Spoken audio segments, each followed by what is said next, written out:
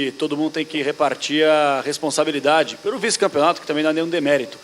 Mas você, por ser presidente e estar à frente da diretoria, assume a maior parte pelo desmanche que tivemos na pausa para a Copa e a contratação de alguns jogadores que não corresponderam, pelo menos essa temporada?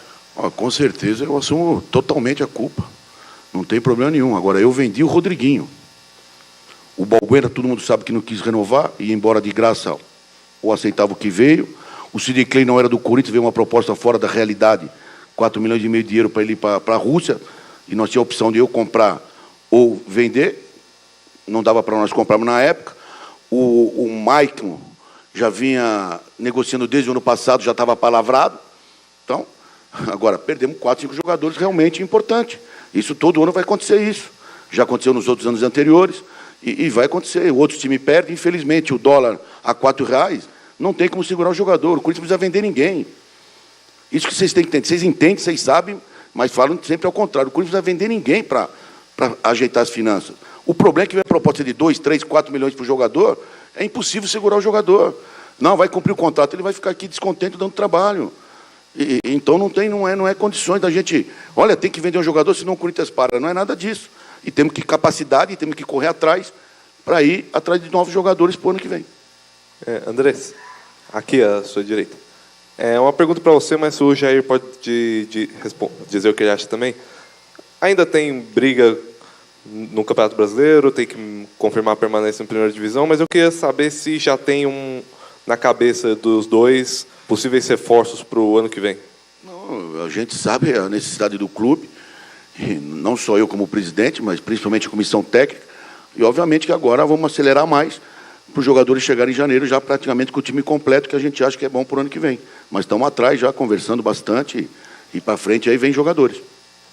E para o Jair, eu tive a impressão, não sei se você também teve, que o time desmoronou depois do gol anulado do Pedrinho. Eu queria que você falasse sobre o gol anulado e o quanto impactou o time. Anular, o tempo que demorou para anular. Olha, eu vou completar... Eu já completei, 2 anos de treinador e em nenhuma coletiva eu vim aqui e falei de arbitragem. Então, eu sigo a minha linha de arbitragem, tanto para o meu lado quanto para o lado do adversário. E lógico que quando você toma um gol, ou você claro que você sente ali, mas desmoronou, acho que não chegou a ser isso que aconteceu, porque a gente ainda continuou lutando. Mas é lógico que, imagina, um time tomar um gol e ficar feliz, O time sente o baque porque sofreu gol, acho que qualquer equipe do mundo. Mas não vejo nessa situação de ter desmoronado, não. E sobre a arbitragem eu sigo sem falar. Mas eu falo da arbitragem, presta atenção. O Corinthians votou contra o VAR, não contra o VAR. O Corinthians votou contra a situação que explicaram para nós lá. Não só os valores, como a situação. Tanto é que hoje, nos próprios 2 lances, muita gente está falando que foi, muita gente está falando que não foi. Então, se tem o VAR para falar interpretação, não é para ter VAR. O VAR é uma jogada específica, sem interpretação. E hoje, o juiz, pelo que vocês estão falando, o juiz foi pelas 2 interpretações. Se as 2 forem interpretação, não pode ter VAR. Então, não adianta ter VAR e ter esses problemas novamente. Eu não vou aqui reclamar de arbitragem, eu já fui prejudicado, já fui beneficiado, e o futebol, infelizmente, é assim. Agora, não pode pôr a falta que deu no Jadson na hora do gol, a mão do Jadson é no ombro, e ele dá falta no rosto, ou no pé. E não pode o pênalti, que o Thiago, se foi forte ou não foi forte, se fosse feito para derrubar ou não, é interpretativo. Então, também, ele não precisava do VAR. Mas, infelizmente, temos que conviver e aprender a viver com isso. Agora, ninguém deu tanto amarelo no primeiro tempo como ele, Ele estava gostando para dar o amarelo, como ele gostou de dar. Aqui. Uma para cada um também. Jair, para você, eu queria que você falasse da opção pelo Gabriel. A gente sentiu o Jadson mais sobrecarregado e o Corinthians sem uma saída de bola melhor qualificada, porque o Gabriel não é cacoete dele, Você tinha o Douglas, você tinha o Matheus Vital, outras opções, você preferiu o Gabriel e a gente sentiu que o jogador sentiu isso, pesou, errou muito lance na saída de bola. E você quer falar, depois eu faço para o Andrés? Eu posso responder. O Gabriel, pelo último jogo dele, gostei do jogo também contra o Cruzeiro. Pelo que ele apresentou no jogo contra o Santos e pelo que ele apresentou no jogo contra o Cruzeiro, ele iniciou a partida. Andrés, eu queria que você falasse, você falou que está atrás de reforços e tudo mais, mas o que o torcedor corintiano pode esperar? Esse mesmo discurso que já foi adotado de que o Corinthians não tinha condições de ir atrás de um reforço de peso, de um titular absoluto, de um tão dito camisa 9 que viesse para assumir a responsabilidade, será a mesma política devido... Ou você acha, só completando, o peso de, caso o clube ficar fora da Libertadores, qual o peso isso na parte financeira para o clube? Até 2007 nós ficamos anos sem estar na Libertadores. Depois de 2007 nós estamos jogando quase todo ano. E o Corinthians vem ganhando nos últimos 10, 12 anos, ano sim, ano não, vem ganhando o campeonato. Infelizmente é 20 times. Eu acho que ali, durante o jogo, muito rápido o lance, passou batido, segue o jogo. Não seria pênalti, seria o gol do Pedrinho, que também iria empatar o jogo. O problema é achar o jogador. Vocês não querem que eu vou lá e pague 10, 15, 20 milhões de euros num jogador, porque vai vir a conta num dia.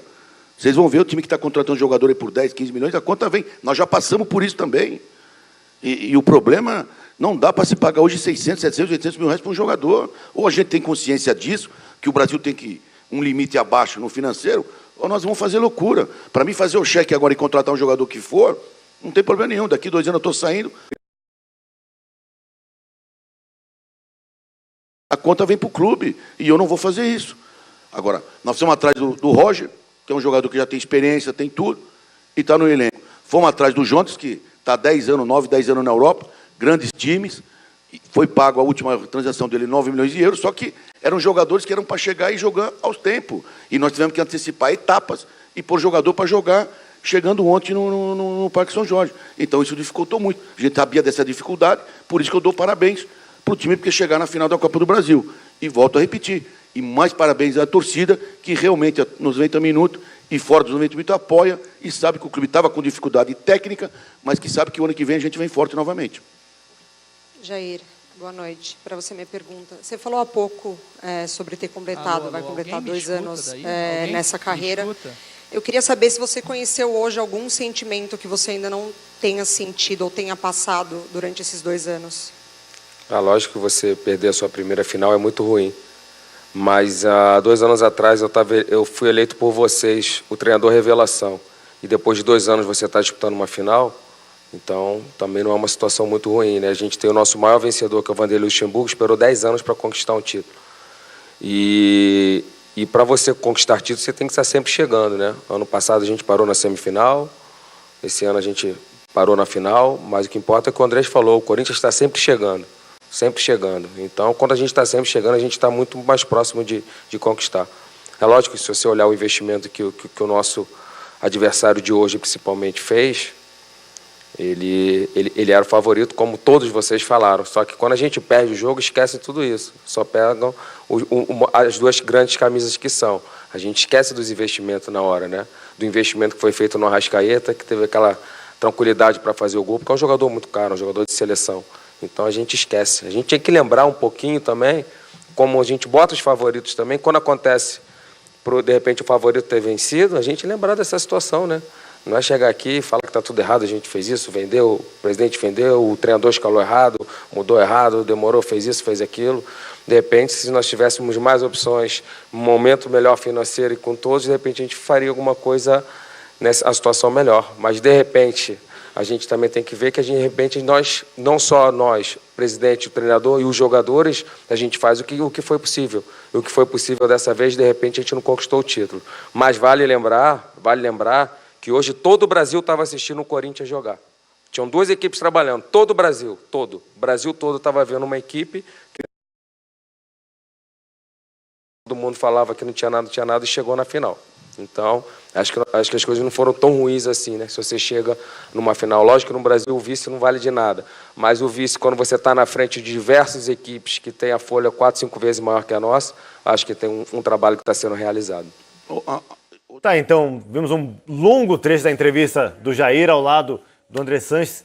Ana, eles fizeram uma avaliação positiva dessa temporada do Corinthians até aqui. Acho que o difícil vai começar depois. No Brasileirão vem um outro desafio depois. O Corinthians ainda se vale muito da estrutura, né? E a estrutura fez o time chegar em 2 decisões esse ano. A final do Paulista, que também não era o favorito, e a final da Copa do Brasil. O Andrés falou muito sobre a questão dele ter vendido apenas o Rodriguinho, Dos outros jogadores que saíram, ele não teve muito controle. O caso do Balbuena, o Sid Clay não pertencia ao Corinthians. Mas as escolhas